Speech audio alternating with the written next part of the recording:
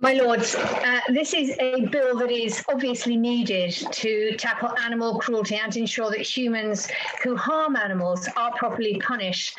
I usually hesitate to advocate longer custodial sentences, as we already have too many prisons with too many inmates, sometimes for minor crimes because of poor legislation. However, although I'd prefer better funding for groups of police who could tackle this crime and bigger fines to make the crime less attractive, in this case, it's clear that there has to be a strong consequence for cruelty to animals.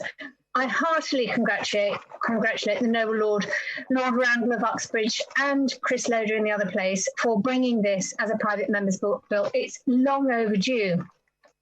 The government first proposed this legislation in 2017, along with protections for animal sentience, but then they dropped the animal sentience bit. And then it was June 2019 before the government brought in this bill. And then with all the government shenanigans about shutting down Parliament and then using the Queen's speech as a party political broadcast before holding a general election, it meant that the bill fell twice in as many months. And so now, with only a few weeks left of the fourth Parliament since the government first promised this legislation, we're either going to have to rush this bill through or pass a carryover motion or lose the bill yet again. I hope the noble Lord, the Minister, will explain why the government has delayed this bill for so long, just like the Environment Bill, which is still nowhere to be seen. These important pieces of legislation, both designed to protect animals, the natural world and our environment, have been delayed again and again and again.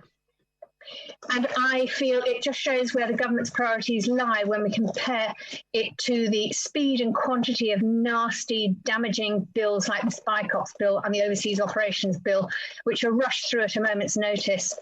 And so I really would like the government to fulfil its promises on animals and on animal sentences.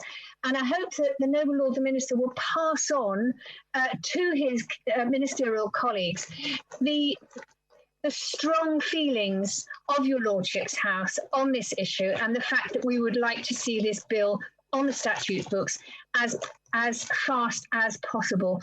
I'm also staggered. I'm sure the Queen is getting fed up with reading out the same bits of legislation again and again. So let's do it quickly and do it well.